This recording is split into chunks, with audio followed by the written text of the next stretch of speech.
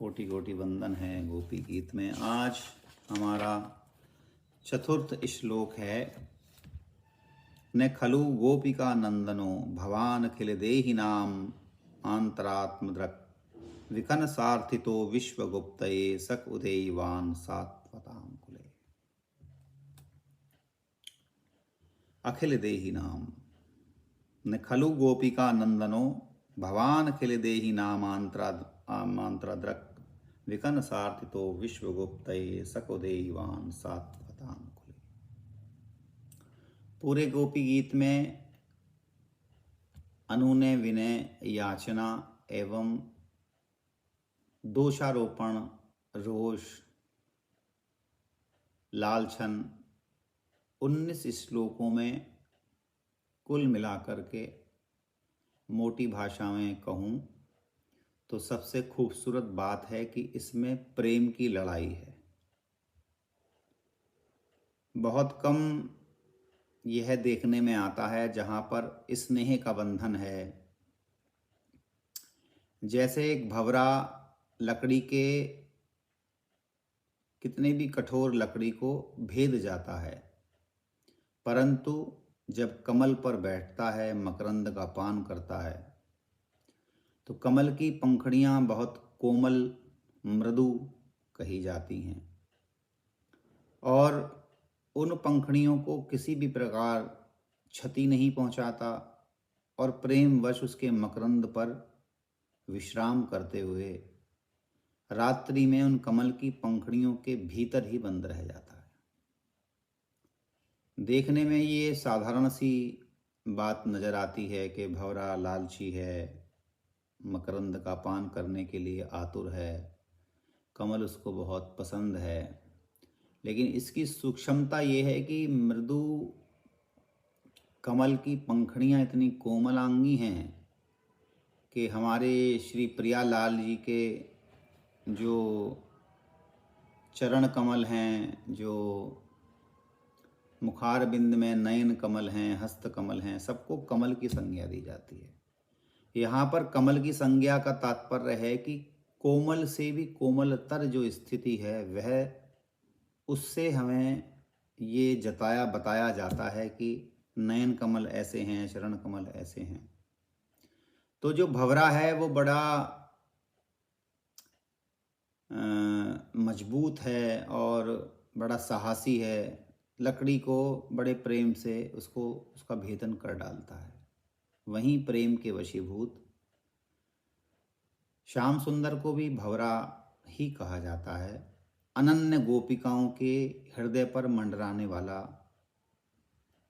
अनन्य गोपियों के मकरंद का पान करने वाला, और जो गोपिकाओं का हृदय है केवल उसी मकरंद को वो चाहता है और उसी मकरंद का पान करता है, और गोपियां भी उसी मकरंद का पान श्री कृष्ण को कराती हैं। ये प्रेम की जो चाल है वो बहुत टेढ़ी मेढ़ी है। प्रेम की जो दशा है वो अति दुर्लभ है। प्रेम को पाना कहने भर के लिए आसान है कि हम तुमसे प्यार करते हैं, तुम हमसे प्यार करते हो। आज की भाषा में इंग्लिश में आदमी आई लव यू कह देता है, लेकिन प्रेम की जो रूठन है, प्रेम की जो स्वीकृति है, वो मूक भाषा में आंखों से कह दी और सुन ली जाती है। यहाँ पर भी गोपी गीत में श्री कृष्ण बार बार गोपियों के हृदय में आकर के जवाब सवाल करते हैं, अपितु अंतर ध्यान है। कारण उसका है कि जो गोपियां हैं वो श्री कृष्ण के गायब होने पर श्री कृष्ण को जो पुकार करती हैं, जाने अनजाने इस गोपी गीत का प्रादुर्भाव उनके मुखार बिंद से छिटक जाता है। अपितु गोपी बहुत गुप्त वस्तु है, बहुत गोप्य है। गोपी का मतलब सीधा सा पहले भी कहा गया है कि गो माने इंद्रियां और पी माने रक्षण। जिसने अपनी इंद्रियों का रक्षण करते हुए श्री कृष्ण को उन इंद्रियों का पान करने की अनुमति प्रदान की, या श्री कृष्ण के अलावा आपकी इंद्रियां कहीं और जाती हैं न देखती हैं, उसी को गोपी कहते हैं। और इन श्लोकों में जो बड़ी मीठी सी लड़ाई है, झगड़ा है, कहन सुनन है, ये अपने आप में अद्भुतता लिए है।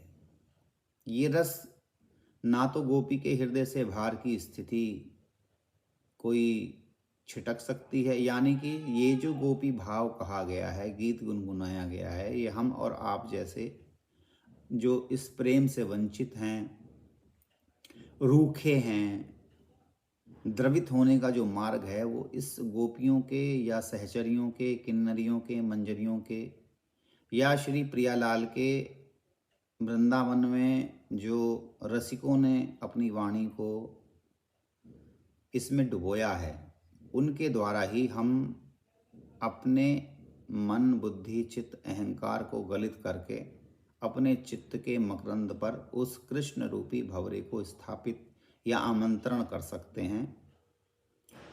अन्यथा कोई और मार्ग नहीं है, क्योंकि कोई साधना है, कोई अनुष्ठान है, जप तप है, या वेदों की ऋचाओं का पठन पाठन है, स्तुति है, हवन है, योग है, ये सबका जो एक निचोड़ है, जो फल है, वो आत्म साक्षात्कार है।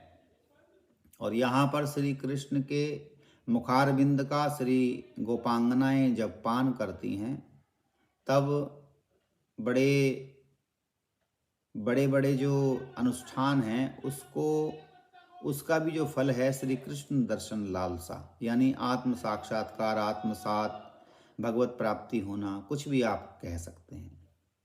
यानी कि रूखेपन से भीजना, यानी कि रूखेपन से द्रवित होकर के प्रेम की चाशनी के भीतर जलेबी की तरह हम ऐसे रस से भर जाएं कि जब पाने वाला उसको पाए, या हम ऐसी रस से उस सुगंध में परिवर्तित हो जाएं, जब कोई अगर हमारे पास से भी गुजरे तो हमारे जो अणु परमाणु हैं, वो निकलने वाले को छुएं तो उसको एक अजीम सी शांति, सुख का अनुभव प्रदान करें। इसीलिए ये जो रस का खेल है वो सिर्फ रसिकों के द्वारा ही हो सकता है।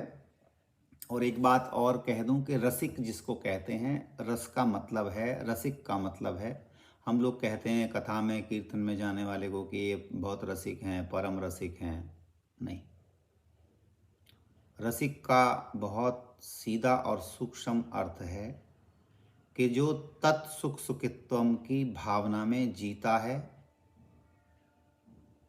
और जो तत्सुख सुखित्वम के मार्ग में गमन करता है।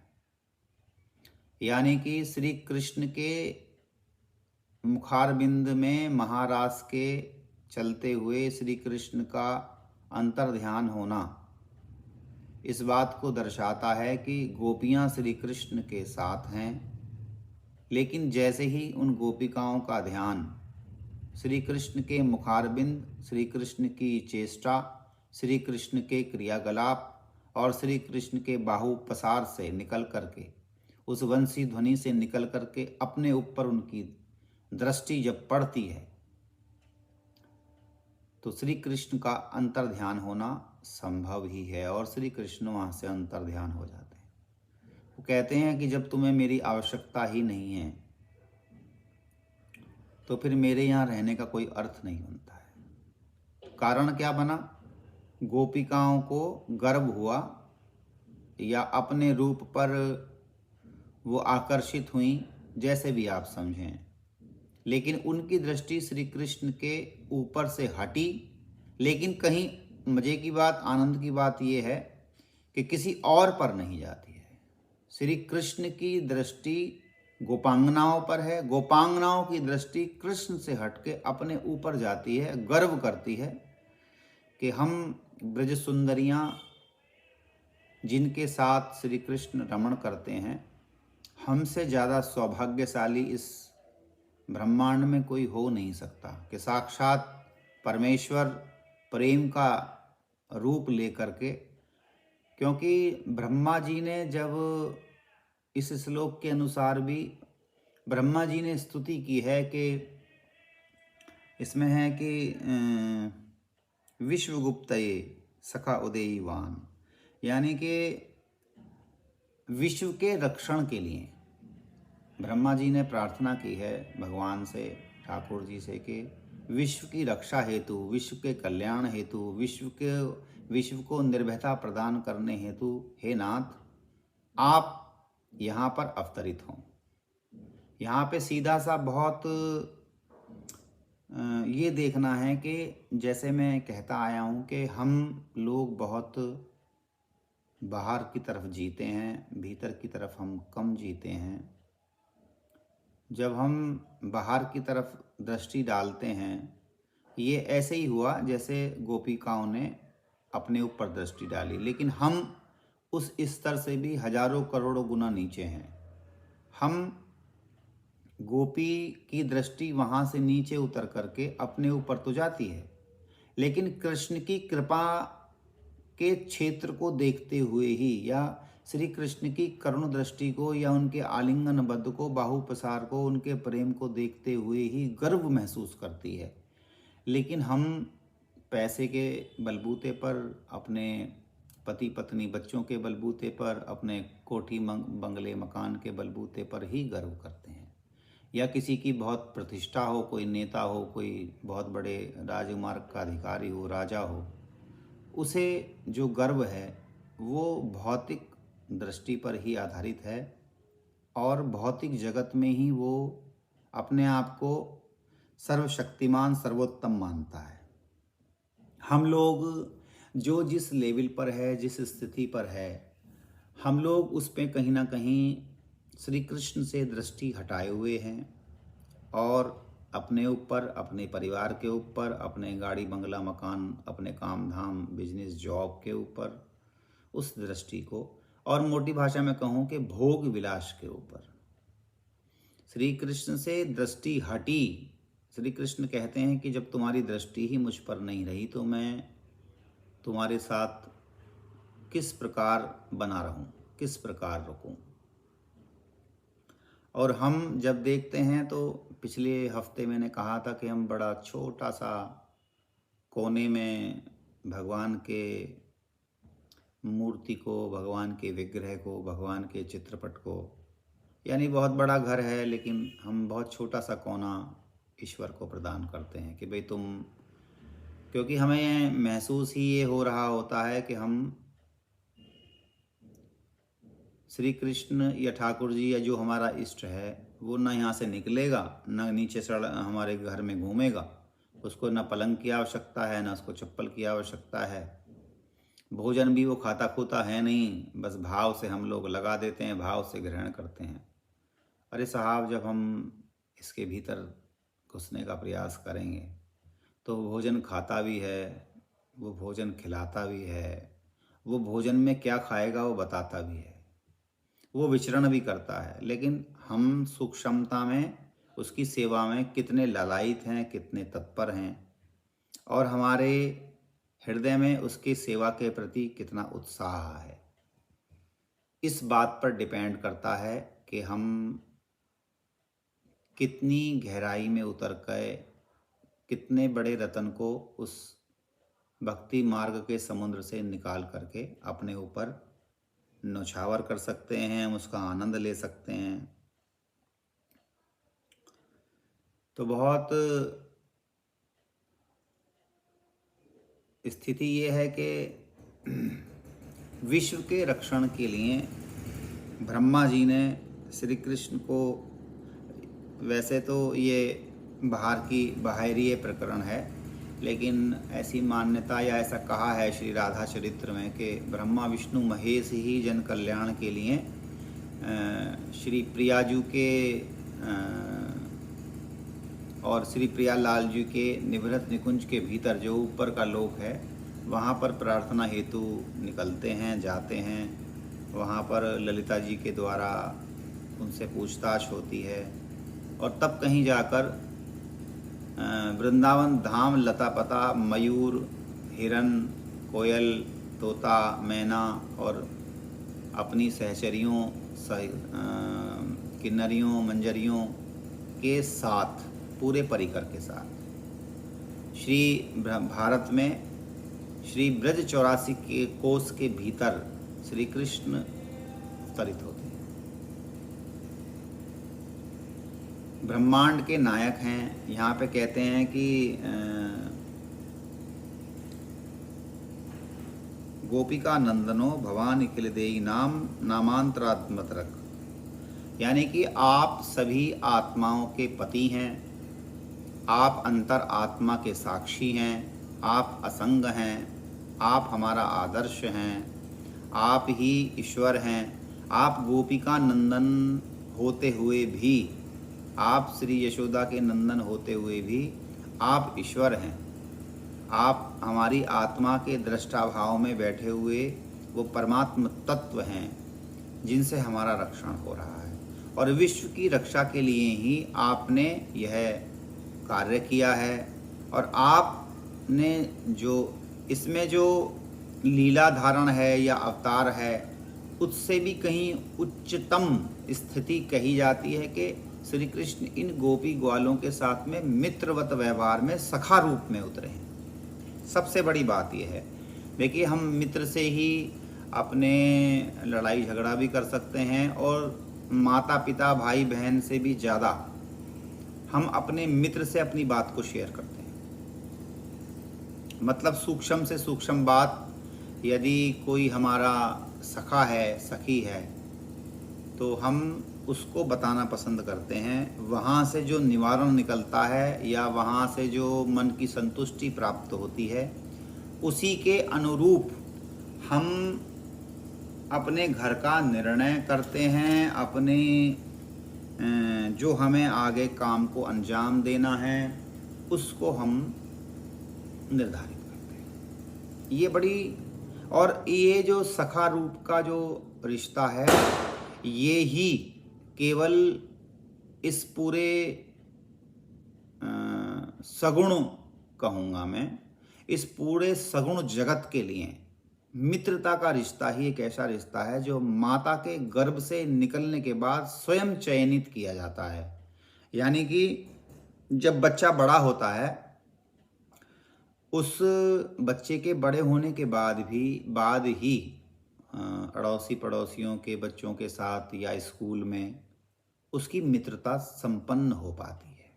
उसमें से कोई ऐसा होता है जो मैंने बात कही कि जैसे कृष्ण के साथ सुदामा, जैसे गोपियों के साथ श्री कृष्ण, गोप ग्वालों के साथ श्री कृष्ण। तो ये बहुत प्रेममयी लीला है। जैसे कभी नारद जी घूमते फिरते जाते हैं तो ब्रज 84 कोस में अपने बैठ जाते हैं किसी वृक्ष के नीचे, और देख करके रोते हैं, परेशान होते हैं। तो उधर से श्री ललिता जी पूछती हैं कि नारद, क्या बात है जो तुम हमारे इस ब्रज क्षेत्र में आकर के भी अश्रुधारा बहाते हो? तो नारद जी कहते हैं कि मुझे इस बात का दुख है कि जिन्होंने आत्म साक्षात्कार कर लिया है, जिन्होंने अपने को पूर्णता प्रदान कर दी है, निर्वाण को प्राप्त हो गए हैं, जो समाधि की अवस्था के अधिकारी हो गए हैं, इस अंतःकरण को छोड़ चुके हैं, मन बुद्धि चित्त अहंकार से, शरीर से ऊपर उठ चुके हैं, मुझे उन पर दया आती है कि इस ब्रज का आनंद वो नहीं ले सकेंगे कभी जीवन में। क्योंकि जो आदमी पक्की मटकी हो जाता है, वो पक्की मटकी दोबारा से कच्ची नहीं हो सकती। यदि वो मटकी फूटी भी तो उस मटकी में सिर्फ कंकड़ पत्थर ही दिखाई देंगे, लेकिन जो मिट्टी कच्ची होती है उसके द्वारा हम किसी भी बर्तन का निर्माण कर सकते हैं। लेकिन एक बार जो बर्तन पक गया कुम्हार की अग्नि में, वो दोबारा से किसी भी बर्तन में नहीं ढल पाएगा। तो नारद कहते हैं कि मैं दुखी हूँ इस बात पर कि जिनको आत्म साक्षात्कार हो गया, जो योग के सहज योग के माध्यम से किसी हठ योग के माध्यम से, समाधि के माध्यम से, ध्यान के माध्यम से और ज्ञान के माध्यम से आप अपने आप को पार कर चुके हैं। वो श्री कृष्ण की लीलाओं का ना तो अब रसपान कर सकेंगे। इसीलिए पहले बताया था कि महारास में सम्मिलित होने पर महारास में सम्मिलित होने पर ही महारास में सम्मिलित होने के लिए भगवान शंकर श्री ललिता जी से दीक्षा ग्रहण करते हैं।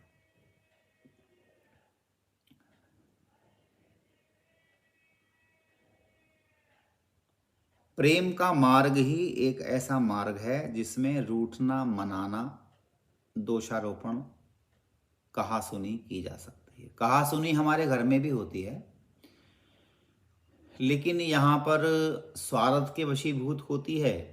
यहाँ हम किससे क्या चीज़ प्राप्त होनी है उसको देखते हुए होती है। और गोपांगनाओं की जो कहासुनी है वो प्रेम को वितरण करने हेतु है।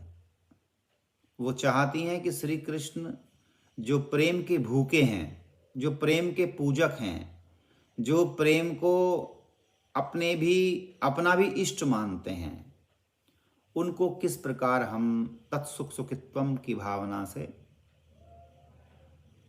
श्री कृष्ण को लालायित करें, आमंत्रित करें और प्रेम में और भी ज़्यादा उनको गहराई में डुबाएं, जैसे वो भंवरा उस कमल के अंदर बंद हो जाता है। तो यहाँ पर जैसे आदमी जो दीनता है वो स्वामी भगवान को यदि हम स्वामी माने तो वो दीनता का जो भाव है, दास्यता का जो भाव है हमारे अंदर प्रस्तुत होता है। लेकिन कोई मित्रता का भाव माने तो फिर सखा भाव उत्पन्न होता है। उस सखा भाव में भी जो माधुर्य रस में भीगा है, वहाँ पर जो प्रेम का टेढ़ापन है, जहाँ गोपियाँ कहती सुनती हैं, समझती हैं, लालछन लगाती हैं। श्री कृष्ण कहते हैं जब तुम मुझे इतना लालछन लगा रही हो, जब तुम मुझे सहस्त्र स्त्री घातक कह रही हो और जब तुम मुझे निर्मोही, निर्दयी, निर्करुण कह रही हो, तो फिर मुझे लगता है कि मैं अब आना नहीं चाहता। अब मैं ऐसी जगह चला जाऊंगा जहाँ पर मैं लौटूंगा नहीं। तो एकदम से ये प्रेम में ही हो सकता है। जैसे हमारे पास कोई हमारा प्रेम करने वाला है और वो हम उसको डांट डपट रहे हैं और वो कहता है कि जैसे बहुत पुराना कोई नौकर ही हो आपका 20-30 साल पुराना, उससे आपको बहुत स्नेह है और वो आपके यहाँ पे बड़े मिलनसार से रहता है, अपना हक जमाता है, अपना हक मानता है और मालिक भी उस पर हक जमाता है।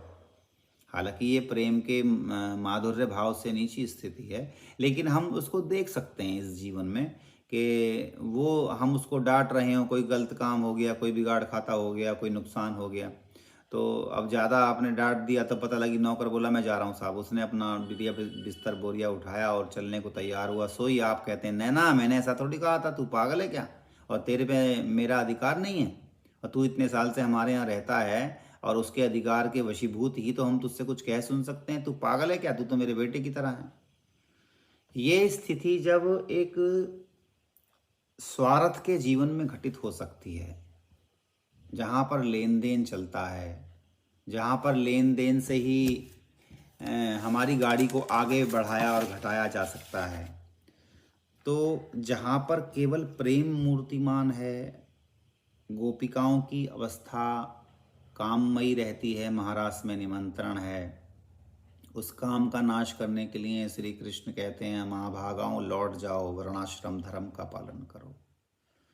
और तुम्हें यहाँ वृंदावन तक इन रात्रियों में रात्रि को नहीं आना चाहिए।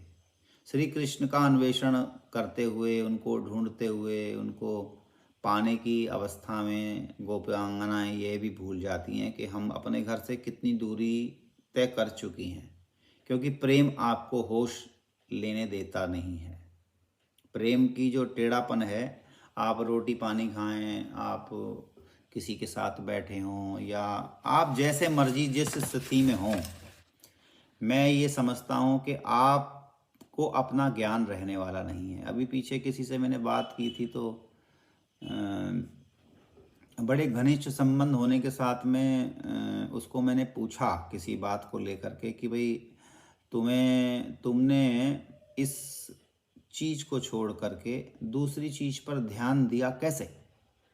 तो उसने कहा कि जब मैं इस वस्तु को पढ़ रहा हूँ तो अब मैं तुम पर ध्यान कैसे दूं? मैंने कहा कि तुम्हारा ध्यान मुझ पर से हटके किताब पर गया कैसे? उसने सवाल किया कि मेरा ध्यान जब किताब पर है तो तुम्हारा स्मरण मुझे होगा कैसे?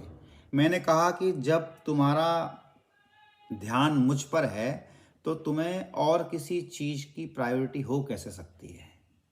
बात दोनों तरह से ठीक है, लेकिन बात की उच्चतम अवस्था क्या है कि हम जब जिस व्यक्ति से प्रेम करें, जिस पर हम स्नेह का बंधन करें, जैसे वो भंवरे वाला खेल है, जैसे श्री कृष्ण पार ब्रह्म होकर के भी, परमात्म तत्व होकर के भी, साक्षी भाव में रमण करते हुए भी, असंगता लिए हुए भी, जब अपने लोक में निवास करते हैं और सार चराचर पूरी दुनिया के तामझाम को चलाते हैं और निर्लिप्त अवस्था में रहते हैं, उसके बाद भी श्री कृष्ण सखा बन करके इन गोपी ग्वालों के बीच में उस प्रेम का वितरण, यहाँ पर जो रक्षण की बात है, गोपांगनाएं अपने रक्षण से दर्शाती क्या हैं?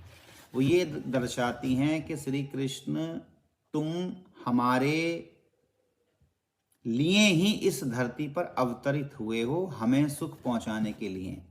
यानी कि हमारे जो पति हैं, हमारे जो बंधु बांधव हैं, इन पतियों के भी पति आप हो नाथ। यानी कि पूरे ब्रह्मांड में जितने भी लोग हैं, लुगाई हैं, जीव हैं, उन सब के प्राणपति तो आप ही हो। तो इसलिए अंतरात्मा दृक् कहा गया है, यानी अंतर आत्मा के भी जो साक्षी हो। और आपको लज्जा नहीं आती? आप इतने कठोर हो कैसे सकते हो कि हमारे इस दुख को आप देख ले रहे हो और आप बड़ी शीघ्रता से यहाँ पर प्रस्तुत नहीं होते हो? जब वो कहते हैं कि जब तुम इतनी बात मुझे बनाती हो, जब तुम इतना लालछन मुझे देती हो, तो मेरे आने की आवश्यकता क्या है? तो तुरंत प्रेम की स्थिति में परिवर्तन होता है। क्या कहती हैं? नहीं नहीं, आप तो गोपिका नंदन हो। आप गोपिका नंदन होने के साथ साथ आप स्वयं ईश्वर हो। हमारी अंतर्दृष्टि पर आप जरा तनिक अपनी निगाह तो डालो। यदि आप हमारे भीतर ये निगाह डालते हो, तब आपको पता चलेगा कि हमारी आत्मा इस समय कितने कष्ट में है और ये आत्मा आपसे कनेक्ट है। तो वो कहते हैं कि जब तुम्हारे भीतर, मैं जानता हूँ, इतनी आग लगी हुई है, इतनी विरह की जो अग्नि है वो धधक रही है, तो ऐसे में मैं थोड़ा रुक कर आऊँगा, थोड़ी इसको ठंडी तो होने दो। ये बिल्कुल ऐसे है जैसे कि कोई झगड़ा हो रहा हो और आप उसे दूर से देख रहे हो, या जैसे पुलिस भी देखते हैं, हम मुंह फेर के खड़ी हो जाती है। पता लगा कि कोई झगड़ाबाजी हो रही है तो चुपी खड़ी रहती है, जब कहीं थोड़ा बहुत शांत होता तब आगे बढ़ती है। ऐसे कई बार होता है कि हमारे साथ में कोई आदमी है, या हमारा मित्र है, या हमारा कोई रिश्तेदार है, या जान पहचान वाला है, उसके साथ कोई हादसा हो रहा होता है, कोई झगड़ेबाजी, तो हम थोड़ा देर से उतरते हैं। एक तो होता है एकदम कि तुमने परम मित्रता, तो वो है कि हमारे मित्र को कोई कष्ट होगा तो उससे पहले वो कष्ट हमें होना चाहिए। जैसे श्री कृष्ण करते हैं कि अगासुर बकासुर, ये जितने भी असुर आते हैं, पूतना, जितने भी जो कंस के द्वारा जो राक्षस भेजे जाते हैं, उसको सारा अपने ऊपर ले लेते हैं। वो अगासुर के पेट में, अजगर के पेट में जब वो ग्वाल बालों को निगल लेता है, तो स्वयं उस नरक के भागीदार बनने के लिए अजगर के जबड़े के भीतर प्रस्तुत हो जाते हैं। तो मतलब उनकी परेशानी को अपनी परेशानी समझते हैं। इधर गोपांगनाएं कहती हैं कि प्रभु आपने ही तो हमारा रक्षण किया है नाथ, हे कमल नयन गोपिका नंदन, हे यशोदा नंदन। तो जब आपने हमारा इतनी बार रक्षण किया है, तो आज जो विरहासुर है, जो विरह का असुर है, आपके द्वारा जो दिया हुआ ये जो तीर कमान से जो तीर आपने छोड़ा है, हम उसमें जल रही हैं नाथ। हे नंद के लाला, आप हमारी इस संताप को तीव्रता से, बहुत शीघ्रता से आप इसका नाश करो। हमारा जो संतप्त जीवन है, इसमें दोबारा से उस खुशहाली को, प्रसन्नता को, आत्मसात को, अपने रंग रूप को दिखा करके, क्योंकि वो सगुण की उपासक हैं, मानती हैं वेदों की ऋचाएँ हैं, करोड़ों जन्मों के ऋषि मुनियों की तपस्यारत गोपांगनाओं के रूप में परिवर्तित हुई हैं, परंतु वो इतनी सारी चीज़ों को जान करके भी, जैसे मैंने कहा कि सब अनुष्ठानों का जो फल है वो आत्म साक्षात्कार है, अपनी आत्मा से मिलन है। यानी कि हम पूरे जीवन में सबसे बात करते हैं, सबका अवलोकन करते हैं, अन्वेषण करते हैं, सबकी जांच पड़ताल करते हैं, परीक्षा करते हैं, पर शायद हम अपनी परीक्षा नहीं करते। हमारी आत्मा, हमारा मन, हमारी बुद्धि, हमारा चित्त, हमारा जो ये सारा सिस्टम है, अंतःकरण है, ये इसको समीक्षा की ज़रूरत है, या भगवान को हम परीक्षा लेने पे उतारू हो जाते हैं कि भाई इसने, भगवान से हमने ये स्तुति की थी, हमारा ये काम इसने पूरा नहीं किया, और हम उसकी परीक्षा, हम पूरे जीवन में यदि हम गौर से देखें, यदि हम सच में इस बात का अवलोकन करें, तो हम भगवान की परीक्षा लेते रहते हैं।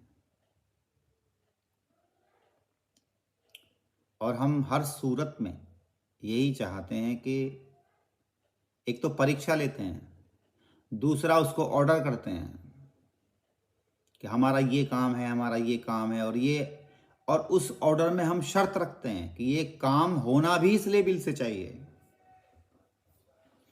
तो जब हम श्री कृष्ण के ऊपर से दृष्टि हटाते हैं, तो हमारी आत्मा पर धूल पड़ जाती है।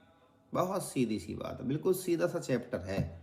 और ये जो गोपी भाव है, ये गोपी भाव सबके चित्त में है, क्योंकि 5540 वर्ष पूर्व जब श्री कृष्ण इस धरा पर अवतरित हुए थे, जब कहीं ना कहीं तो हम में से कोई, हम उसके साथ रमण में उतरे होंगे। ऐसा नहीं है कि वो सब उनकी दशा दिशाएं अलग हैं, वो दोबारा लौट करके नहीं आए हैं ना। ये हम भटके हुए हैं, और इस गोपी गीत के माध्यम से, भागवत चिंतन के माध्यम से, कीर्तन के माध्यम से, सत्संग के माध्यम से श्री कृष्ण हमको लौटाना चाहते हैं कि अब तुम मेरी तरफ देखो।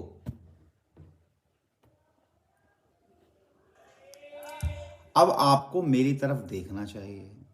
बिल्कुल सीधा सा अभिप्राय है। यहाँ श्री कृष्ण गोपियों से सवाल कर रहे हैं कि जब तुमने मेरे ऊपर से दृष्टि को हटा लिया, तो मेरा यहाँ रहना व्यर्थ है। और आज हम इस सत्संग के माध्यम से समझ सकते हैं कि ये श्री कृष्ण गोपांगनाओं से नहीं कह रहे हैं साहब, ये हमसे कह रहे हैं, क्योंकि हमारी दृष्टि श्री कृष्ण के नाम से, रूप से, लीला से और धाम से जिस क्षण हटी, वैसे तो हम पूरे के पूरे 100% विषयों के भोगी हैं, और आराम, अपने साधना, अपने जो हमारे क्या कहते हैं, जितने भी हमारे जीवन को जीने के लिए साधन हैं, उसके रोगी हैं हम। उसको बिल्कुल, जैसे मान लो अगर हमारा एसी ख़राब हो जाए, हमारी गाड़ी ख़राब हो जाए, या हमारे जो है जेब में पैसे ख़त्म हो जाएं, तो कितनी बेचैनी हमें हो जाती है, कितनी परेशानी हमें महसूस। हमारी मेड ना आए, मान लो बर्तन सफाई वाली,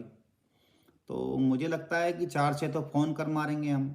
हमारा दुकान का नौकर ना आए, तो मुझे लगता है फैक्ट्री पे कोई नौकर ना आए और हमारी फैक्ट्री ना चले। तो जितनी तीव्रता उस समय में हमारे भीतर होती है, क्या इतनी तीव्रता आपके भीतर श्री कृष्ण की स्तुति करते समय रहती है? श्री कृष्ण यहाँ गोपांगनाओं के जरिए, इन गोपी गीत के जरिए हमें ये बता रहे हैं कि भाई तुम्हारा ध्यान जब मुझ पर नहीं है तो प्यारे। और वैसे भी मैं कह दूं, बड़ी गूढ़ बात है कि जितना हम श्री कृष्ण को याद करते हैं, बिल्कुल बैलेंस में श्री कृष्ण हमें याद करते हैं। निर्गुण साक्षी भाव से, असंग भाव से, अंतरात्मा के भाव से, परमात्मा के भाव से श्री कृष्ण ने हमारे तार से तार जोड़ा हुआ है। वो टूटने वाला है नहीं, उसका जो इंतजार है वो सतत है, ऐसे ही रहने वाला है। लेकिन रोजमर्रा की जिंदगी में जब हम कहते हैं कि यार हमने स्तुति तो बहुत की, बहुत वर्ष हो गए, 50-60 साल के हम हो लिए, पर यार बात अभी तक बनी नहीं, तो क्या आपने उस बात को उतनी ही मात्रा में, उतनी ही तीव्रता से बनाने की कोशिश की जिस प्रकार हमारा नौकर भाग जाता है या हमारा पैसा लेकर के कोई भाग जाता है, उससे जो लेने की ललक है, क्या उतनी तीव्रता से हमने अपने इष्ट को स्नान ध्यान कराया? क्या उतनी तीव्रता से हमने अपने हृदय की पुकार अपने इष्ट तक पहुंचाने की चेष्टा की? यदि नहीं, तो इसका मतलब है कि श्री कृष्ण सही में, सही तरीके से और सही गायब है। उनका अंतर ध्यान होना बिल्कुल सही है, उसको गलत नहीं ठहराया जा सकता। जितना आप आगे बढ़ेंगे उतना ही वो आगे बढ़ेंगे। आप यदि रुक जाते हैं, हम यदि उसके बिना रह सकते हैं, तो यकीन जानिए वो भी आपके बिना रह सकते हैं। बिल्कुल सीधा सा फंडा है, एक हाथ ले एक हाथ दे, जैसे व्यापार कहते हैं। जैसे श्रीमद् भागवत के प्रथम पृष्ठ पर लिखा है कि ईश्वर से प्रार्थना स्तुति करना भी एक व्यापार है, ईश्वर को पाना भी एक व्यापार है। उसका अर्थ हुआ कि ईश्वर को जब पाया जाता है तो उसके लिए आपको मन बुद्धि चित्त अहंकार को गलित करना होता है, अपने भीतर चित्त को आपको उसके साथ साधना पड़ता है। यानी कि जब श्री कृष्ण, इसलिए ये हमारा जो जाप का सिस्टम है, जो माला का सिस्टम है, वो करता क्या है? वो हमारे संस्कार को उत्पन्न करता है। बार बार नाम, बार बार नाम, बार बार नाम। एक समय आएगा जब वो, जैसे सहस्त्रार्थ चक्र है, ये इसका विषय नहीं है लेकिन मैं समझा देता हूँ टेक्निकली। हमारे को सहस्त्रार चक्र जो होता है, सहस्त्रार्थ चक्र वो है जहाँ पर भगवान विष्णु शेष शैया पर लेट मारते हैं और माता लक्ष्मी उनके चरण चापती है। आपने चित्र देखा होगा, कैलेंडर देखा होगा, जहाँ पर क्षीर सागर है और उस सागर में क्या कहते हैं, शेषनाग के फन में उन्हें छतरी मिली हुई है और शेषनाग की गद्दी मिली है, जिसमें भगवान विष्णु लेफ्ट हैंड की करवट से लेट करके, और श्री महालक्ष्मी जी जो हैं वो ठाकुर जी के चरण चापती रहती हैं। बिल्कुल वही सहस्त्रार्थ चक्र होता है, थर्ड माइंड जिसे हम कहते हैं। थर्ड माइंड वो हमारे, जहाँ पे माता बहनों की चोटी होती है, जहाँ से चोटी स्टार्ट होती है, उसके ठीक नीचे सहस्त्रार्थ चक्र होता है। इसीलिए हमारे यहाँ चोटी रखने का विधान है, पुरुषों को भी और स्त्रियों को भी, क्योंकि जो चोटी के जरिए से ऊर्जा होती है, चोटी बांधने से वो ऊर्जा हमारे मस्तिष्क में वैसी की वैसी बनी रहती है।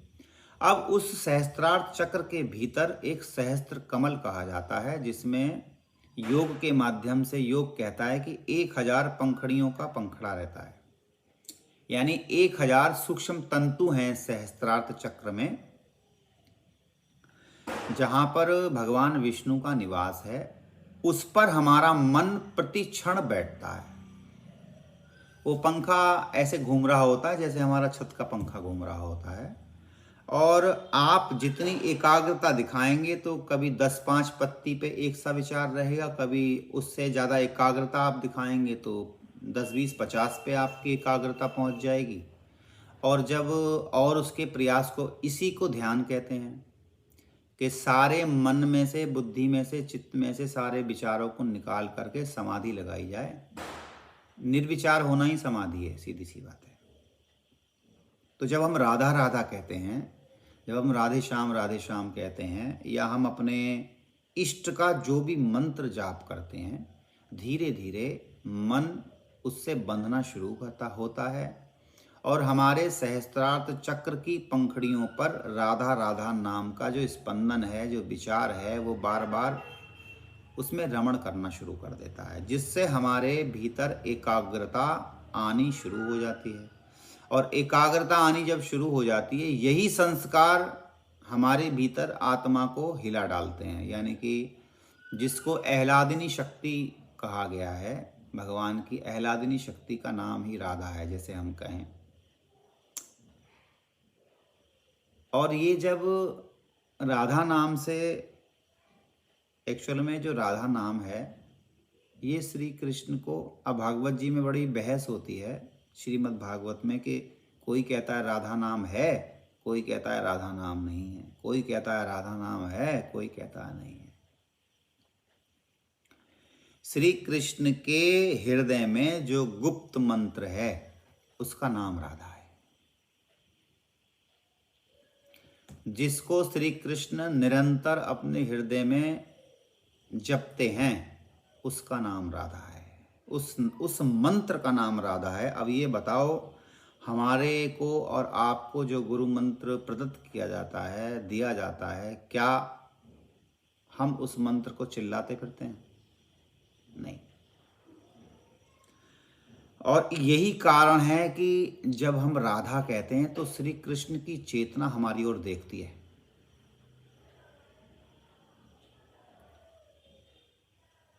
तो जो प्रेम का मूर्तिमान स्वरूप है, या जो प्रेम का मूर्तिमान मंत्र है, या जो प्रेम के हृदय स्थली पर लीला का धारण है, जहाँ पर हास विलास परिहास है, वो सिर्फ हृदय का विषय हो सकता है, किसी प्रेमी का विषय हो सकता है, किसी मनोयोगी, किसी योगी, ध्यान लगाने समाधि वाली स्थिति, इससे कोई मतलब लेना देना नहीं है।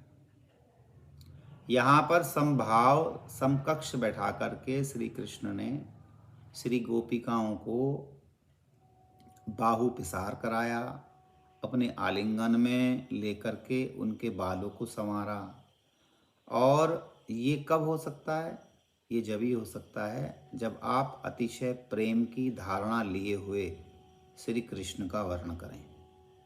यदि हमने श्री कृष्ण का, यहाँ पर मंत्र में यही आया, न खलु गोपिका नंदनो, भवान माने चंद्रमा कहा जाता है कि प्यारे आप तो इस ब्रह्मांडीय सिस्टम के चंद्रमा हैं, जो हमारे हृदय के जो संताप हैं उसका हरण कर लेने वाला है, जो हमें सुख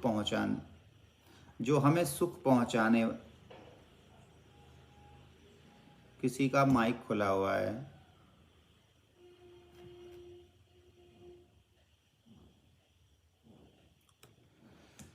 तो क्या कह रहा था मैं? हाँ, जो भगवान का शब्द यहाँ इस्तेमाल किया गया है उसमें ये कहा गया है कि आप अंतर्नभ के चंद्रमा हैं। अंतर्नभ का मतलब है कि जैसे सबके चित्त होते हैं या सबकी आत्माएं होती हैं, वो जैसे सारे कबूतर एक सी हरकत करते हैं, सारी चिड़िया एक सी बोली बोलती हैं, जैसे कुत्ता है या हाथी है या घोड़ा है, उसकी साउंड एक सी होगी, उसकी वाइब्रेशन एक सी होगी, उसकी पोजीशन एक सी होगी। उसका कारण क्या है?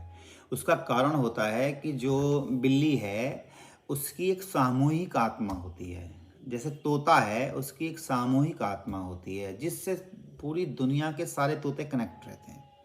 बिल्कुल इसी चेतना का विकास जब होते होते होते होते होते होते ऊपर के लेवल पर पहुंचता है, तब गाय का जन्म होता है। और जब गाय अपने चेतना के विकास को ऊपर धकेलती है, क्योंकि गाय बहुत शुद्ध मानी जाती है, गाय का पूजन भी इसीलिए है हमारे यहाँ कि गाय की अगर हत्या हमने कर दी तो दोबारा से उसको गाय की योनि में जन्म लेना पड़ेगा। यदि गाय अपने पूर्ण जीवन को प्राप्त होते हुए मृत्यु को प्राप्त होती है, तब वो मानव शरीर धारण करती है।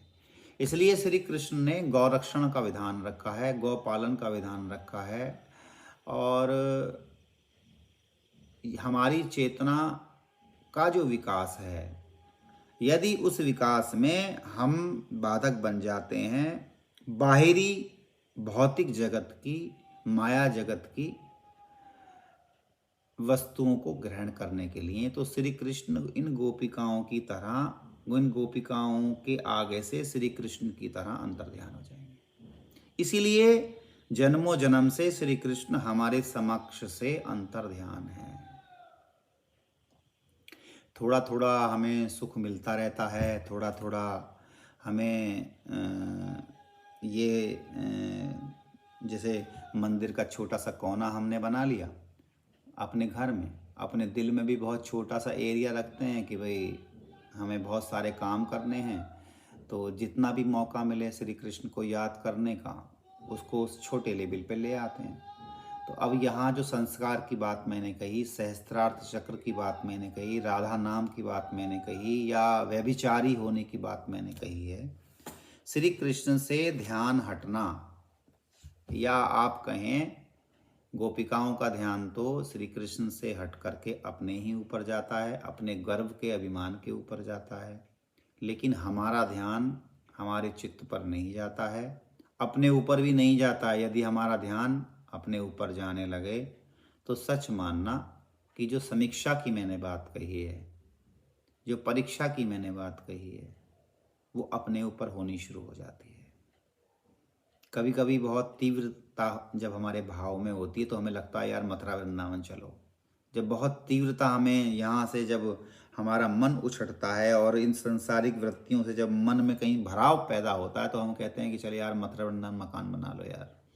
हरिद्वार पसंद करने वाले हरिद्वार जाना चाहते हैं, किसी हिमालय पे पसंद करने वाले हिमालय जाना चाहते हैं। इसका कारण क्या है कि इस व्यभिचार से सच में हम दुखी हो चुके हैं। व्यभिचार का सीधा सा मतलब है आप सोए हुए हैं, आपको आपका जागरण परम आवश्यक है।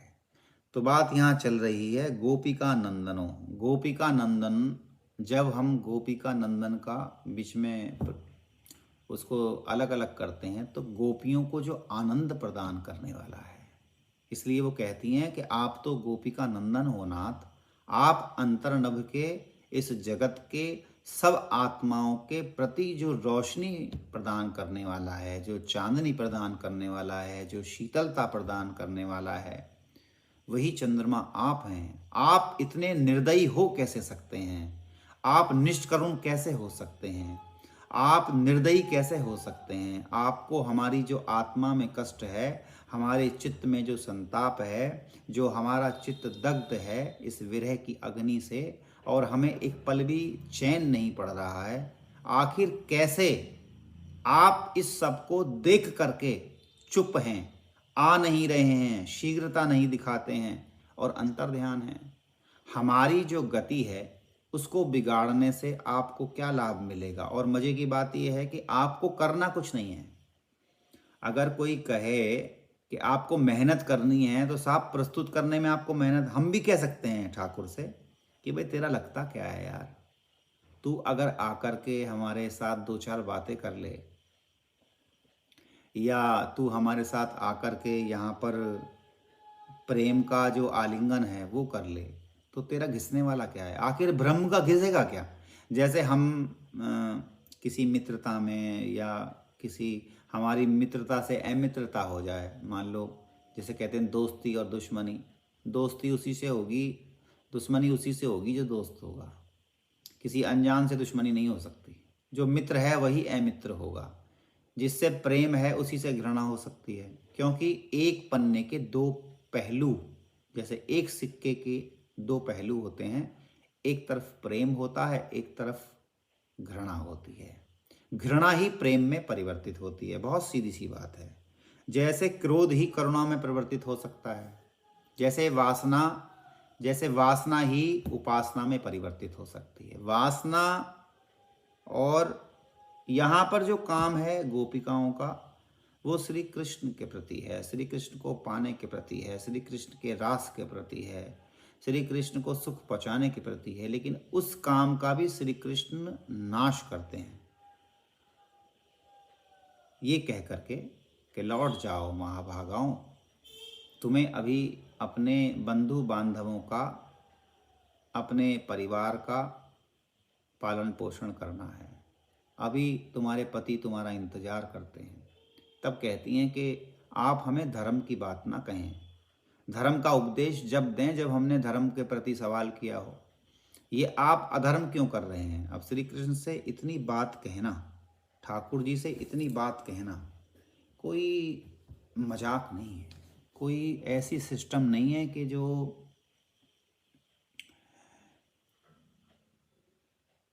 इतने बड़े साम्राज्य का राजा यदि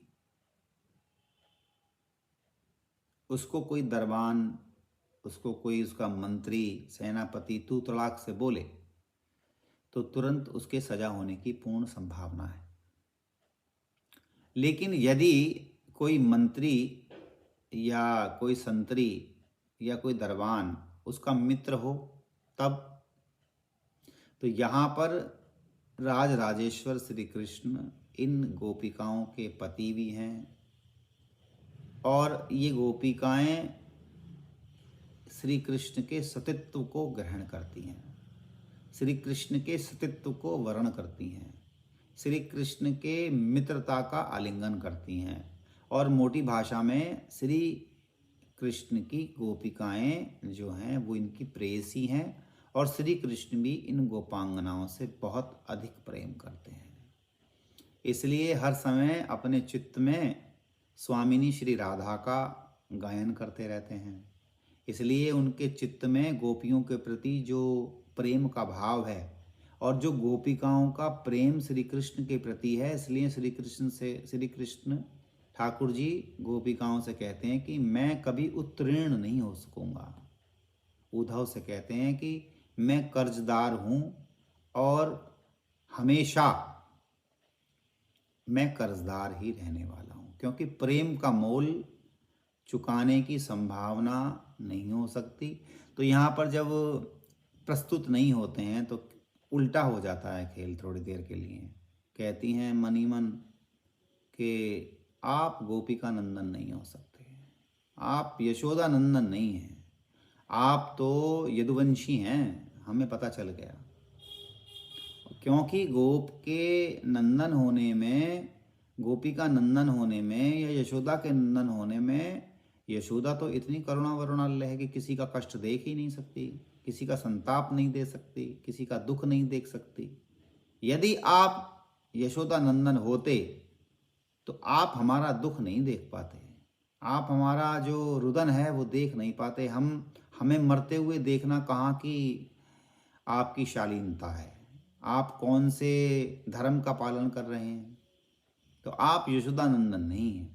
वो कहते हैं जब मैं यशोदा नंदन नहीं हूँ तो जाओ मेरा पीछा छोड़ो। तो तुरंत पलटती हैं, अरे हम ऐसे नहीं कह रहे हैं, आप हमारे यहाँ हे यशोदा नंदन, आप नंदन के साथ में जो आनंद प्रदान करने वाले हैं, और आप खाली यशोदा नंदन देवकी नंदन, हाँ यूँ कहती हैं कि आप यशोदा नंदन नहीं हैं, आप देवकी नंदन हैं। देवकी तो कठोर है और कठोरता इसलिए प्रस्तुत करती हैं कि देवकी ने अपने पुत्र के वियोग में रहना कोई मजाक बात तो नहीं है। कोई कठोर स्त्री ही अपने बच्चे से दूर हो सकती है। तो यशोदा जी जो हैं वो करुणेश्वरी हैं, करुणा से भरी हैं, कृपा से भरी हैं, किसी का कष्ट सहन नहीं करती। तो वो उल्हाना दे रही हैं। उधर से कहते हैं अंदर ही अंदर, जैसे किसी गोपी के भीतर श्री कृष्ण के भाव का स्फुरण हो जाता है। कहते हैं कि जब भाई तुम्हारे में किसी काम का नहीं हूँ, जब मैं कोई तुम्हें सुख पहुँचा नहीं सकता, जब मैं सहस्त्र स्त्रियों का घाती हूँ, जब तुम्हें मैं निर्दयी नज़र आता हूँ, निष्करुण नज़र आता हूँ, तो फिर मेरा पीछा छोड़ो। तो ये जो लड़ाई झगड़ा है, ये जो रूठना मनाना है, ये जो उल्हाने देना है, ये पूरा गोपी गीत से पहले जो महारास है, महारास के बाद में अंतर्ध्यान है, और अंतर्ध्यान के बाद में फिर से जो मिलन के पद हैं, यहाँ पर कृष्ण दर्शन लालसा, फिर से जो 2-3 श्लोक गाए जाते हैं, ये हम इस भाषा में समझ सकते हैं कि हमारा प्रिय जो भी कोई है इस संसार में, मुझे लगता है कि बहुत अधिक मात्रा में मित्रता ज़्यादा प्रिय होती है, ऐसा मुझे लगता है। सबका अपना अपना मानना है, लेकिन मित्रता में ही कहीं ना कहीं कठोरता, रूठना मनाना के साथ साथ में कोई गलत कार्य या अपने मित्र को नुकसान हो रहा है उसको सचेत करना, चेताना, उसके दुख को अपना दुख समझ लेना, मेरे ख्याल से मित्रता में संभव है। और मित्रता का जो मोल है उसको अनमोल इसलिए मैं कहूँगा कि मित्रता निस्वार्थ रिश्ते से बनती है। जब बच्चा पैदा होता है तो माता पिता, माँ के तो गर्भ से पैदा हुआ ही है, इसलिए माँ का रिश्ता तो अनमोल है ही, पिता का रिश्ता भी अनमोल है। लेकिन उसके बाद यदि हम देखते हैं तो दादा दादी, बुआ चाची, नानी, मामा, ये सब रिश्ते, ताई, ये सब जो रिश्ते हैं ये हम पर लागू किए जाते हैं। लेकिन जो समभाव, सखा भाव, संग खाने पीने का भाव, संग रहने का भाव है, वो मित्रता प्रदान करती है। और वो निस्वार्थ ही होता है। जब हम छोटे छोटे बचपन में छोटी छोटी क्लासों में मित्रता को देखते हैं तो शायद उन चौथी पाँचवीं तीसरी दूसरी क्लास के जो बच्चे रहते हैं, आजकल तो नर्सरी केजी, यूकेजी, एलकेजी, ना जाने कौन कौन सी केजी हैं, उसमें जो बच्चों का आदान प्रदान रहता है वो अधिकतर निस्वार्थ प्रेम पर खड़ा रहता है।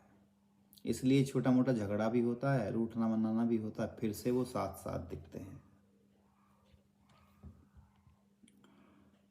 तो कहने का अर्थ है यहाँ पर श्री कृष्ण को माधुर्य भाव में ही हमें जानना चाहिए, माधुर्य भाव में ही हमें मानना चाहिए और श्री कृष्ण से माधुर्य भाव ही निभाना चाहिए।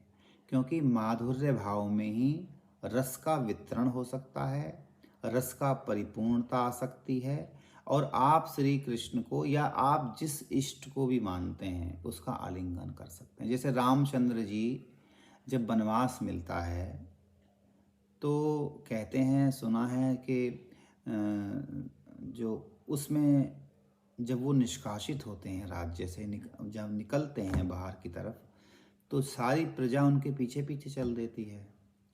और यहाँ तक भी रामायण में लिखा है कि सब लता पताएं सूख जाती हैं, उनका दम निकल जाता है। क्योंकि श्री कृष्ण के जैसे ही राम हैं, लेकिन वहाँ पर थोड़ी मर्यादा का सिस्टम है। वहाँ पर वो किसी को ले जाना नहीं चाहते, यहाँ तो ये भगा के ले जाते हैं। क्योंकि ये लीला पुरुषोत्तम है, वो मर्यादा पुरुषोत्तम है। तो राम जी भी जब, क्योंकि राम जी भी श्री कृष्ण की तरह ही सुंदर हैं, कमल नयन हैं, राम जी भी वैसे ही कोमल हैं, वैसे ही उनका जो आंतरिक स्थिति है करुणामयी, दयामयी, वो भी वैसे ही है। लेकिन यहाँ पर लीलाएं घटित होती हैं, क्योंकि यहाँ पर प्रेम की प्रधानता है, वहाँ पर मर्यादा की प्रधानता है। यहाँ पर भगा के ले जाया जाता है, अर्जुन से कहते हैं भाई तू बहन को भगा के ले जा। यहाँ पर जैसे ऋषि सांदीपनी से जब दीक्षा ली है ठाकुर जी ने, अंत समय में जब वो कहते हैं कि भाई हमें अब गुरु दक्षिणा देने की बारी है और गुरुदेव आप आज्ञा करें, तो सांदीपनी जी कहते हैं कि भाई मुझे तो कुछ आवश्यकता नहीं है। तो बराबर में माता खड़ी रहती हैं और उन माता का एक पुत्र जो जवान है वो मर जाता है। तो वो कहती हैं कि क्या मेरे पुत्र को आप ला सकते हैं? तो वो कहते हैं कि हाँ माता, क्यों नहीं। अब कोई मरे हुए को जिंदा करे, उसको पाताल से खींच के ले आए। अब श्री कृष्ण यदि साक्षी भाव में हैं, असंगता में हैं, यदि परात्पर ब्रह्म हैं, निर्गुण ब्रह्म हैं, निराकार हैं, तो फिर तो कह देंगे भाई नियम के अनुसार चलो, जिसको मरना था वो मरा, जिसको जीना था वो जिएगा, जो मैं इसमें कुछ कर नहीं सकता। लेकिन जब प्रेम की पराकाष्ठा है, प्रेम में एक ही नियम होता है कि प्रेम में कोई नियम नहीं होता, निकाल लाते हैं वहाँ से।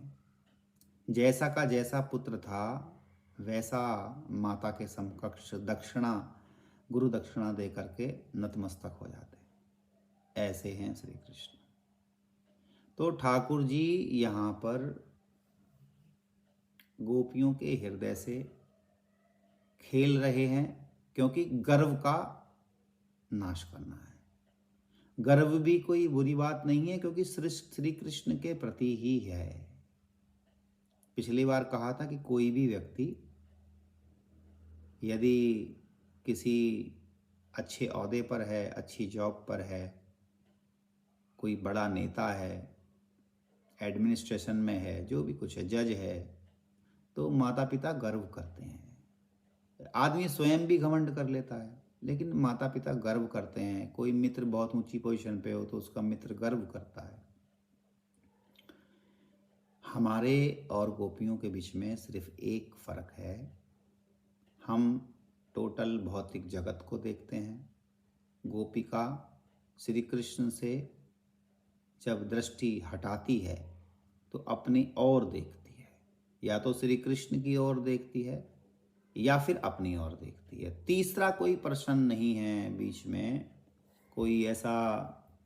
इसको कहते हैं कि आपकी दृष्टि पे यदि प्रेम टिका है किसी प्रेमास्पद के प्रति, यदि हमने किसी से प्रेम किया है, मान लीजिए विवाह से पूर्व यदि निस्वार्थ तल पर प्रेम है, तो किसी भी तरीके से प्रेमिका का विस्मरण हो नहीं सकता, यदि निस्वार्थ है। अभी तो यहाँ ऐसा हो नहीं सकता, ऐसा हो नहीं पाता। लेकिन जितने भी नाम प्रेम में उजागर हुए हैं, जैसे मीराबाई सा श्री कृष्ण को प्रेम करती हैं, और आप पराकाष्ठा देखेंगे, ये सखा भाव ही है जिस सखा भाव की बात कर रहे हैं, या जिस मित्रता की बात कर रहे हैं, कि ठाकुर जी मीरा जी के विवाह से एक दिन पूर्व ही मीराबाई सा का वरण करते हैं, उनसे विवाह करते हैं। जब सवेरे हो जाती है, जब श्री कृष्ण उनसे फेरे लेकर के आलिंगन बद्ध होकर के उनके साथ पूरी रात्रि बिता करके वापस लौट जाते हैं, तो मीराबाई सा की जब आंख लगी होती, जब सुबह उठती हैं, तो उनके चारों तरफ उनके पलंग पर और आजू बाजू में जो चीज रात को वरण की है वही चीज वहाँ रखी होती है। और जो रिश्ता उनका राजा भोज से हुआ है, वो जब विवाह की सामग्री, जेवर, साड़ियाँ, कपड़े लत्ते, संदूक तक वहाँ पर आते हैं, तो जब ठाकुर जी का जो दिया हुई सामग्री है, जेवर हैं, कपड़े हैं, वो और जो राजा के यहाँ से आए हैं वो बिल्कुल सेम होते हैं, बिल्कुल एक से। एक एक चीज़ एक सी होती है। पर मीराबाई सा कहती हैं, मीराबाई सा की माता कहती हैं कि भाई जो ये जेवर रात के हैं, सब चौंक जाते हैं कि ऐसा कैसे हो सकता है कि मीराबाई सा की मांग भरी है, हाथों में मेहंदी लगी है, और पूरी स्टेज, पूरा पलंग, पूरा कमरा सजा हुआ है, जेवर यहाँ पर बिखरे पड़े हैं, ये कौन लाया है? तो मीराबाई सा कहती हैं कि वो आए थे, उनके साथ मेरा विवाह संपन्न हुआ। लेकिन ये होता है, उसमें ये लिखा है कुंवरी राणावत जी ने मीरा चरित्र में, कि एक तरफ तो वो जेवर पीतल के नजर आते हैं जो राजा के द्वारा आए हैं, और न जाने श्री कृष्ण के यहाँ से उनके द्वारा जो जेवर आए हैं वो जीवंत रहते हैं, ऐसा लगता है कि जैसे ये बोल रहे हैं। तो जो असली प्रेम का रस है, उसमें यदि भौतिकता का मिश्रण हुआ, यानी कि जैसे हम लोग अधिकतर मात्रा में सोए रहते हैं, आहार निद्रा मैथुन में पूरे जीवन को व्यतीत करते हैं, बिल्कुल ठीक हम पशु योनि पर हैं। पशु योनि से एक पायदान ऊपर मनुष्य योनि आती है। लेकिन अगर आपकी चेतना का विकास समाधि के माध्यम से, आपके चक्रों का भेदन, समाधि, ध्यान, धारणा, जो भी कुछ कहें, और भक्त के माध्यम से स्वामी को पा लेना, मीरा जी के माध्यम से श्री गिरधर की हो जाना, यही कारण है कि मीरा जी अंत में द्वारका जी में ठाकुर जी के भीतर समा गए। ऐसा हो सकता है? कोई लॉजिक है, कोई सिस्टम है ऐसा जो देख सकें, हम जांच सकें, पड़ताल कर सकें? लेकिन कहते हैं कि प्रेम की नगरी है साहब। प्रेम में कोई नियम नहीं होता, एक ही नियम है कि उसमें कोई नियम नहीं होता। इसीलिए वहाँ पर मीराबाई साहब पूरी की पूरी अपने वस्त्र सहित, केवल चुनरी रहती है, वो चुनरी भी पीछे से पंडित जी पकड़ लेते हैं तो वो चुनरी बाहर रह जाती है। तो ये जो रसिकों द्वारा, जो कुछ महान संतों द्वारा इस गोपी गीत की विवेचना हुई है, गोपी गीत का गायन हुआ है, ये हम और आप जैसे लोगों को प्रेम की चास देने के लिए, जैसे दही जमाई जाती है, 2 किलो 5 किलो दूध हो तो 2-3 चम्मच अगर आप दही डालते हैं तो उसी से दूध दही में परिवर्तित हो जाता है। लेकिन यदि दही डालने के बाद भी दूध हिलता डुलता रहेगा, उसको आप चलाते रहो पलटा डाल के, तो दही जमने वाली नहीं है।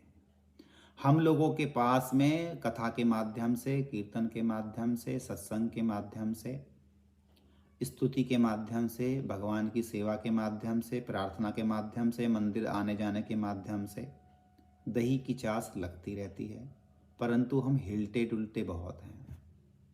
हिलने डुलने का तात्पर्य, हम लोग भौतिक जगत की तरफ ज़्यादा दृष्टिकोण अपना बनाए रखते हैं, ज़्यादा गति रखते हैं। इसका एक मोटा कारण भी है। कारण यह है कि ठाकुर जी हमसे वार्तालाप नहीं करते। उसके ना करने का कारण है हम भी उससे वार्तालाप नहीं करते, क्योंकि हम समझते हैं कि पत्थर की मूर्ति है, या पत्थर की मूर्ति के अंदर जो भगवान है ये बोलता नहीं है। साहब साक्षात जब मीराबाई सा के वस्त्र और जेवर संदूक सहित श्री कृष्ण की नगरी से वहाँ प्रस्तुत हो सकते हैं, कोई बहुत बड़ी और बहुत दूर की बात नहीं है।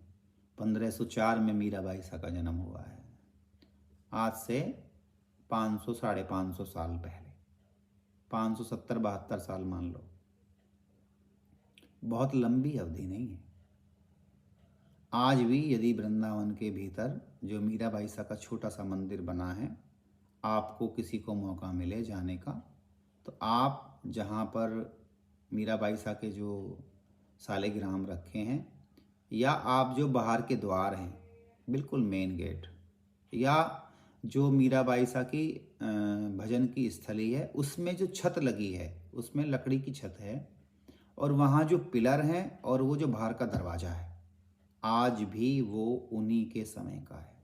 यदि आप कभी जा कर के उस दरवाजे से लिपटें, उन पिलर से लिपट जाएं, या आंख बंद करके उस दीवार से चिपक जाएं, दरवाजे से चिपक जाएं, और महसूस करें कि कभी मीराबाई सा ने इनको छुआ होगा, कभी मीराबाई सा ने इन द्वारों को खोला होगा, उनके हाथ का स्पर्श उस दरवाजे में है, या उस छत में है, या जो अंदर उसमें एक कक्ष में चंदन का पालना रखा है जो उसी समय का है, जिस पे वो अपने ठाकुर जी को रख के साल में एक बार उसको झुलाती थी। यदि उसके स्पर्श का मौका मिले, यहाँ मैंने इसलिए बताया कि हम जो अपने मंदिर में ठाकुर जी को रखते हैं, उनको भोग लगाते हैं, तो बस यही जान कर के एक फॉर्मेलिटी है।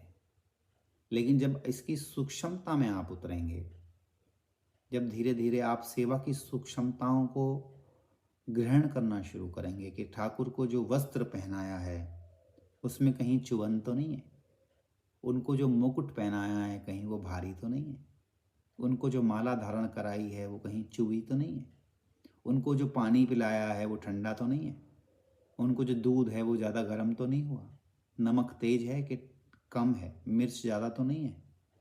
ये जब चीज़ हम अपने इष्ट के लिए अपने हृदय पर सूक्ष्मता जगत में देखना शुरू करेंगे, तो आप यकीन जानिए एक दिन आएगा जिस दिन आपसे कहा जाएगा कि आज मुझे आलू की सब्ज़ी नहीं खानी है, आज मुझे हरड़ की दाल खानी है, आज मैं ये वाली रोटी नहीं खाऊंगा, आज मैं मक्का की रोटी खाऊंगा, आज मैं दाल बाटी खाऊंगा, आज मेरा मीठे का मन है, आज मुझे रबड़ी खानी है।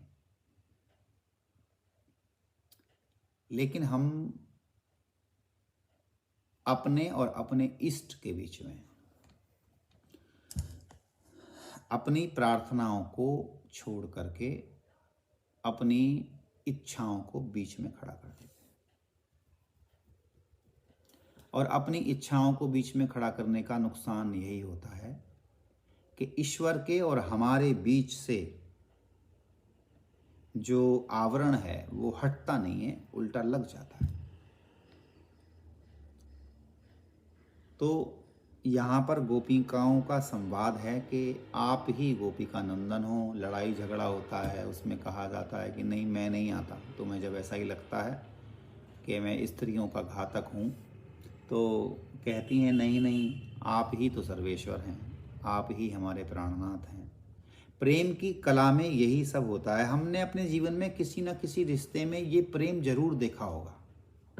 कोई ना कोई मौका ऐसा आता है जब अपना बेटा, अपनी पुत्री, अपनी धर्मपत्नी, अपनी माता, अपनी पिता के साथ में ऐसा होता है, जब ऐसा लगता होगा कि ये जो हमारी नोक झोंक है वो चली, 10 मिनट चली, 5 मिनट चली, 15 मिनट चली, दिन 2 दिन चली, लेकिन ऐसा होता है। कारण क्या है कि हम जिसको जितना चाहते हैं, अब जैसे काम की स्थिति होती है तो उसमें क्या होता है कि उसमें उल्टे चलने का गुण है, सुनता नहीं है, रोकना नहीं है, और जो चीज़ छिपती है उसके प्रति ज़्यादा प्रेम होता है। अब ये करना तो था, गोपांगनाओं को धारण किया श्री कृष्ण ने उसका आवरण, क्योंकि गोपांगनाएं तो पहले ही चली आई हैं। बंसुरी की धुन पर जो आमंत्रण है वो गोपिकाएं अपने आप को रोक नहीं पाती हैं। अखिल देहि नाम अंतरात्मद्रक, जितनी भी आत्माओं में, संसार में आत्माएं हैं, जितने भी प्राणी हैं, उन सबके प्राणपति आप हैं नाथ, हे कमल नयन। अखिल देहि नाम, आप हमारी आत्मा के भी अंतर्यामी हैं। और अंतर्यामी से हमारे हृदय का दुख कैसे छुपेगा? वो कहते हैं विश्व गुप्तये, अरे आप विश्व के रक्षण के लिए ही तो आपका प्रादुर्भाव हुआ है, आपने अवतार लिया है। तो वो कहते हैं, ठाकुर जी जैसे अंदर से कहते हैं कि तुम तो भक्त नहीं हो। बोले अगर हम भक्त नहीं हैं तो ठीक है ना, सही, हम कुलक्षणी हैं, परंतु आपने तो विश्व के रक्षण का जो प्रण लिया है, जो ब्रह्मा जी ने आपकी प्रार्थना स्तुति की है, तो आप उसके बलबूते तो आप विश्व के अंदर, क्या हम नहीं आती हैं? हम भी तो विश्व के भीतर ही आती हैं।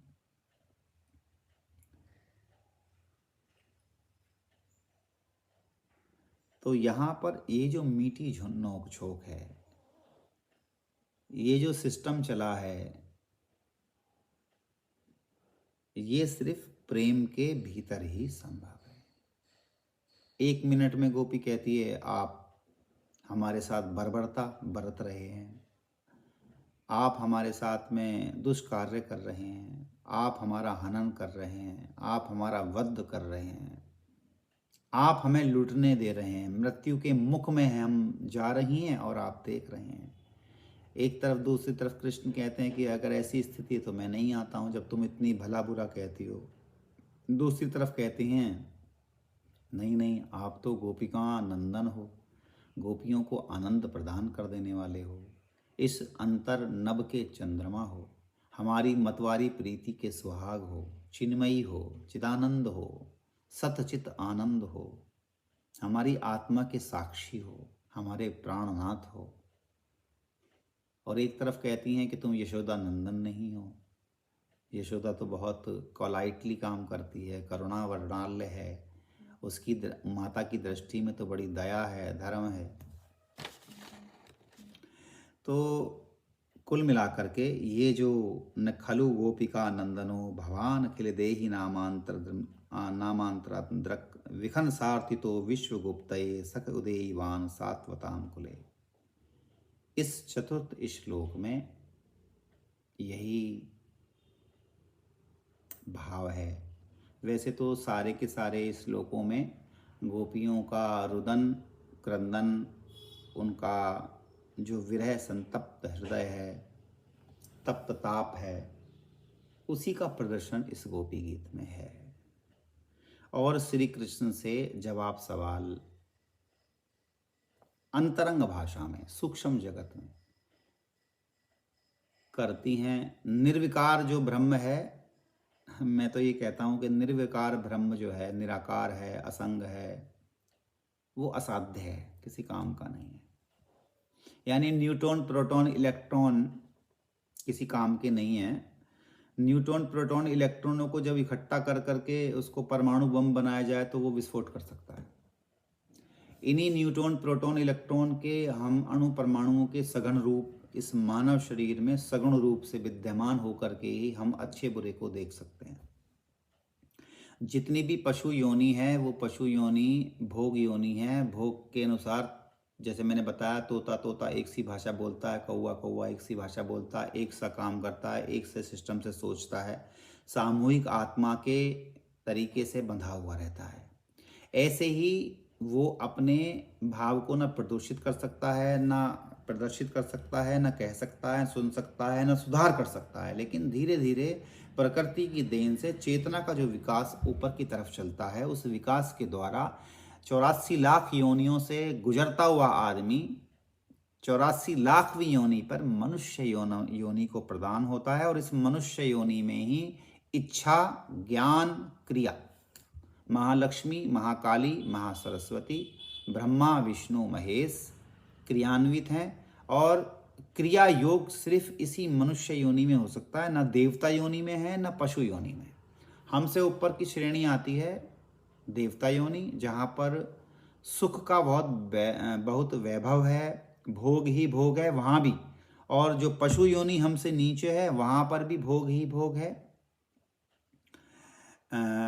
लेकिन जो सोचने की, समझने की, लड़ने की, झेलने की, स्ट्रगल करने की, पतन से उत्थान करने की जो पोजीशन है, जो स्थिति है, वो केवल मनुष्य को प्रदान है।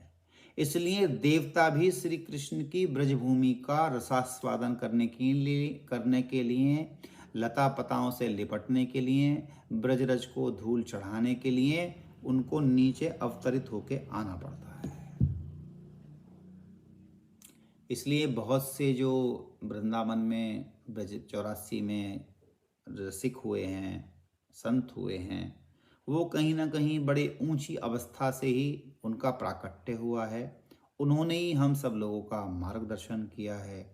जैसे स्वामी अखंडानंद सरस्वती जी, करपात्री जी महाराज, तुकाराम जी, मीराबाई साहब, ये सब जितने भी, जैसे जो चैतन्य महाप्रभु जी, ये राधा बाबा, श्री भाई जी, न जाने कितने रसिक, इन सब का जब हम देखते हैं तो लेवल क्या है, ये रसिक हैं। रसिक का मतलब क्या हुआ कि जो तत्सुख सुखित्वम की भावना रखता है, जो हम जैसों को, जो रस से गरीब हैं, जो भाव से गरीब हैं, उनको धन प्रदान करना, उनको वो चास लगाना, वो दही में, दूध में दही का जो जमाने के लिए डाला जाता है, सहेजा बोलते हैं उसको, ये सब लोग, ये गोपी गीत और ये भागवत चिंतन, ये सारे अध्यात्म जगत के, बहुत अध्यात्म जगत है, बहुत बड़े शास्त्र लिखे हैं, बहुत हजारों लाखों मंत्र लिखे गए हैं,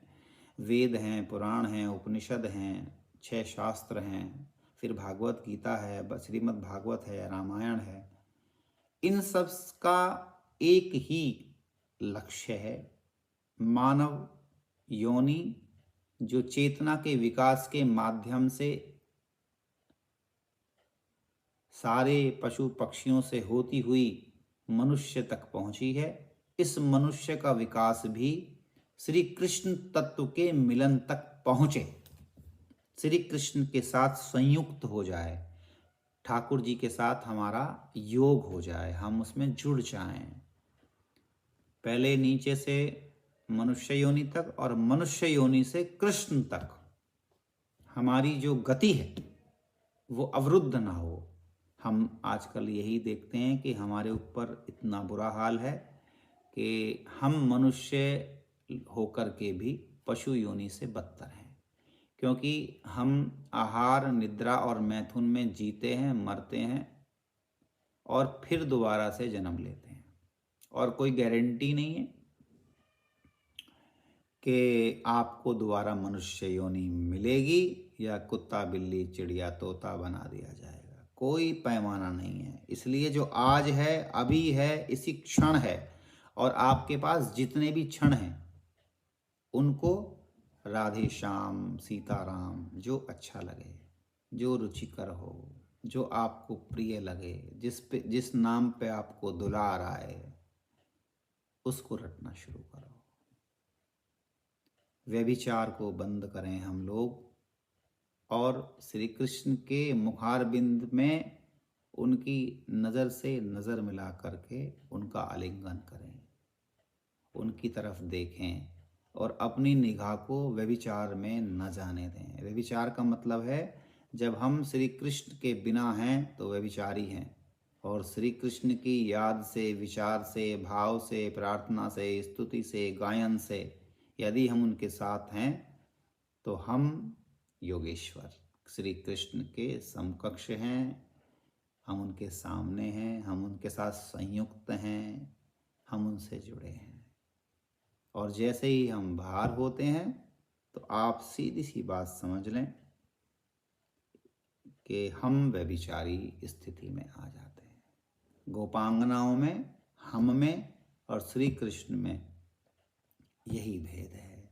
श्री कृष्ण गोपिकाओं के ऋणी हैं, गोपिकाएं श्री कृष्ण के इर्द गिर्द घूमती हैं, हम गोपिकाएं और श्री कृष्ण के दाएं बाएं घूम करके लौट आते हैं। हमें गोपियों के हृदयों का चिंतन करना चाहिए, हमें श्री राधा के हृदय का चिंतन करना चाहिए। जब हम इनका चिंतन करेंगे तो श्री कृष्ण स्वतः ही उसमें लौट आएंगे। नहीं तो हम अपनी बिगड़ी बनाने जब निकले हैं, हम बार बार लौटेंगे, बार बार जन्म लेंगे, गारंटी कुछ है नहीं।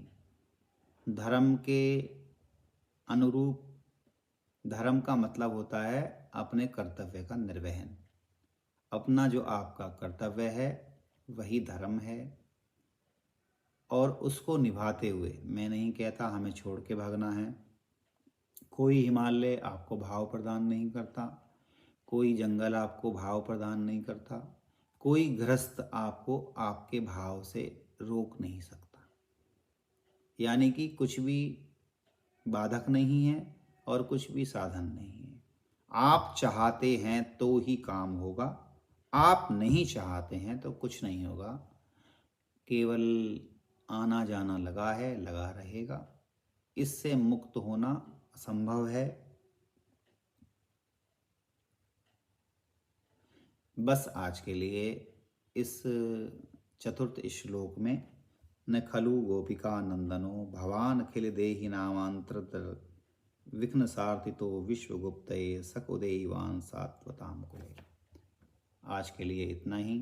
अगले हफ्ते से फिर 5वें श्लोक पर चलेंगे। जैसे श्री जी प्रेरणा करेंगी, जैसे उनकी कृपा होगी। मैं मात्र स्पीकर हूँ, बोलने वाला कोई और है।